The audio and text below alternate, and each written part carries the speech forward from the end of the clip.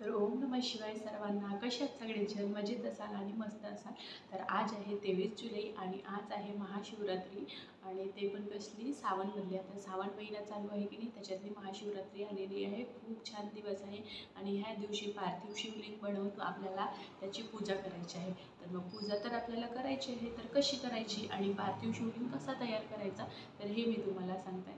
तर फ्रेंड्स, आपल्याला माती असते की नाही, तिला माती घेऊन आपल्याला छान असं त्याच्यामध्ये पाणी वगैरे घाला. एकदम जास्त गिली माती करू नका, जरा सुकीच ठेवा. आणि माती टाकल्याच्या नंतर थोडं थोडं त्याला असं मॅश करा हाताने आणि बघा की त्याला आकार आपल्याला जमत आहे की नाही बा. त्या आकाराने बनवा बघा तुम्ही. आणि शक्यतो सकाळीच बनवून ठेवा. माझ्या व्हिडिओ अपलोड व्हायला जरा उशीरच झाला, तर अशी पार्थिव शिवलिंग तुम्ही तयार करून घ्या. त्याच्यामध्ये मस्त पाणी टाका, दूध टाका आणि दही टाका आणि त्याच्यानंतर पार्थिव शिवलिंग तयार करायला घ्या. आणि पार्थिव शिवलिंग तयार झाल्याच्या नंतर त्याला 2 ते 3 म्हणजे तास असं त्याला सुकू द्या छान उन्हामध्ये.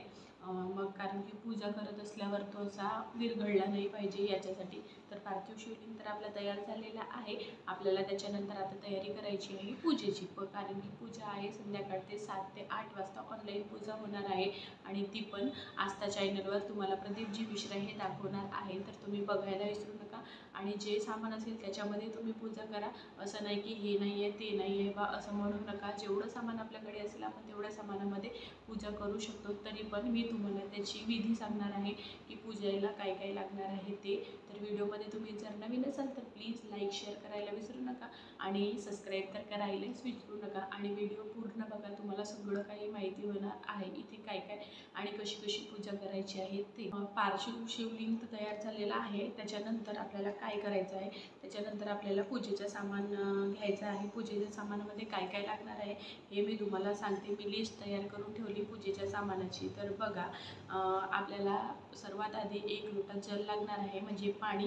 त्याच्या एक झारी घ्या, छान त्याला धुवून वगैरे घ्या आणि त्याच्यामध्ये पाणी ठेवा. आणि गेहूचे साबुदाणे लागणार आहेत, म्हणजे गहू असतात ना त्याचे 21 दाणे लागणार आहेत. ते पण सगळे तुटलेले नको, तुम्ही आधीच निवडून घ्या आणि 21 दाणे गहूचे पुडीमध्ये बांधून ठेवा. आपल्याला ते पूजेमध्ये लागणार आहेत. 5 कमलगट्टे. कमलगट्टे तुम्ही बघितले नसाल तर इकडे बघू शकता, तिथे मी त्याचे फोटो लावलेले आहे. कमळाचे असे दाणे असतात ना, ते वाळले असतात, तर ते वाले लागतील. जर तुम्ही आज मार्केटमध्ये जरी गेले तरी ते तुम्हाला मिळून जातील, कारण की सगळीकडे ही पूजा होणार आहे. तर मार्केटमध्ये पूजेचं सामान नक्की येणार आहे. तर 5 कमलगट्टे आणि 108 तांदळाचे दाणे लागणार आहेत. ते पण तसेच बिना म्हणजे तुटलेले सगळेच, ते तुम्ही छान निवडून ठेवा. आणि 21 काली मिरी लागणार आहे. इकडे सगळं काही तुम्हाला दिसत असेल. काली मिरी काय, कसे आपल्याला तांदूळ घ्यायचे आहे, कसे गहू घ्यायचे आहे, हे इकडे तुम्हाला बाजूला दिसत असेल. 21 काली मिरी घ्यायची आहे. आणि काळेवाले तीळ असतात की नाही, असे जे आपले पांढरे तीळ असतात ते चालणार नाही. काळेवाले तीळ ते असे एक चिटकून घेतले तरी पण चालेल, असे चिमूटभर भरून घेतले तरी चालणार आहे. आणि बेलपत्र लागणार आहे 3 पानांचंच, ते पण फाटलेले वगैरे नको. 7 बेलपत्र लागणार आहेत आणि 7 समीपत्र लागणार आहे. लाल फूल असतील गुलाबचे ते तर बेटरच आहेत, ते पण 7 लागणार आहेत. जर गुलाबाचे फुलं नाही मिळाले तर पांढरे पण फुलं चालणार आहेत. आणि तर ते तिथे सांगितलं आहे. जर 7 गुलाबाचे फुलं मिळाले नाही तर 7 कोणते पण पांढरे फुलं चालणार आहेत. एवढं सामान झाल्याच्या नंतर आपल्याला लागणार आहे पंचामृत. पंचामृत तर खूप इम्पॉर्टंट आहे. तर पंचामृत तयार करायसाठी दही, दूध, शक्कर, शहद आणि घी यांना म्हणजे थोडे थोडे मात्रा घेऊन मस्त वाटीमध्ये सगळे यांचे एकत्र मिश्रण करून ठेवा. आणि पंचामृत तर एका बाजूला राहणारच आहे, तर त्याच्या व्यतिरिक्त आपल्याला दही, दूध, साखर वगैरे हे वेगळं एका वाटीमध्ये ठेवायचं आहे. आणि इतर पण ठेवायचे आहे छोट्या बॉटलमध्ये. आणि गंगाजल पण आपल्याला शिवलिंगवर टाकावं लागते. आणि त्याच्यानंतर चंदन लागेल, रोली लागेल, मोली धागा आणि अरबी, गुलाल, पिला चंदन. आणि आरती वगैरे करून झाल्याच्यानंतर आपल्याला तिथे कापूर वगैरे लावायचे असतं, म्हणून कापूर पण लागणार आहे. आणि 2 दिवे लागणार आहेत तुपाचे, आणि ते पण तुपाचे. एक दिवा जळतच राहणार आहे, जेव्हापासून आपली पूजा स्टार्ट होईल ना तेव्हापासून ते जळत राहणार आहे. आणि दुसरा दिवा आरतीला लागणार आहे, म्हणून 2 असे आपल्याला तुपाचे दिवे लागणार आहेत. आणि जनेऊ धागा असते की नाही, ते पण आपल्याला 2 लागणार आहे. आणि त्याच्यानंतर लवंग लागेल 2-3 ठेवा आपल्याजवळ. आणि इलायची पानाचे पत्ते ठेवा 2-3. आणि मिश्री असते की नाही, मिठाई वगैरे ते ठेवा तुमच्याकडे आणि धूपबत्ती वगैरे हे सगळं काही ठेवून घ्या. आणि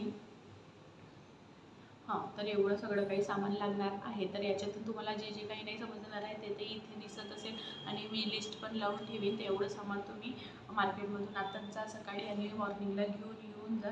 कारण की 7 ते 8 वाजतापर्यंत पार्थिव शिवलिंग याची पूजा होणार आहे आणि ही श्रावण महिन्यामध्येच येते, तर खूप चांगली असते स्वतःसाठी. आणि शंकर भगवानला स्वतःची मनोकामना जे पण मनात असेल ते पण चांगल्या श्रद्धेने पूजा करा आणि देवाला मागा की मला हे हवेत बांध. शंकर भगवान हे आपली पूजा कशी पण असो, एखादी विधी आपली चुकली, अरे गंगाजल टाकलेला नाही, अरे हा विसरला तो विसरला असं म्हणायचं नाही.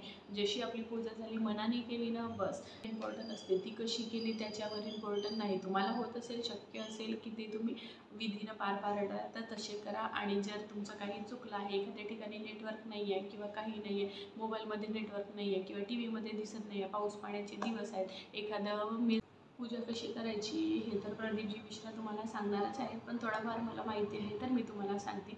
आणि ते पार्थिव शिवलिंग ठेवायचं कसं ते आपल्या तयार झाल्याच्या नंतर एक तुमच्याकडे कोपरा वगैरे असेल किंवा मोठा असा गमेला वगैरे असेल तर ते पकडू शकता. आणि सर्वात आधी आपल्याला ठेवायचं आहे काय म्हणतात त्याला, पिढा असते, त्याच्यावर छान कापड हातरून घ्या, त्याच्यावर तो कोपरा ठेवा किंवा एखादा खोल असा भांडा असेल तो ठेवा आणि त्याच्या अंदर एखादी ताटी ठेवा आणि त्याच्यावर एक ताटी ठेवल्याच्या वर आपली बेलपत्र असते, बेलपत्र ठेवा, तिच्या थोडंसं हळदी कुंकू लावून घ्या त्याला.